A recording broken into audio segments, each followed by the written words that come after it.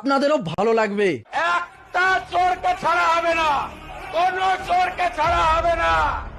আমি পরিষ্কার ভাবে বলে দিয়ে গেলাম, এই রাজ্যে আমরা শপথ নিয়েছি, গুন্ডা মাফিয়া তোলাবাজ লালচুল কানে দুল একটারও জেলের বাইরে থাকবে না।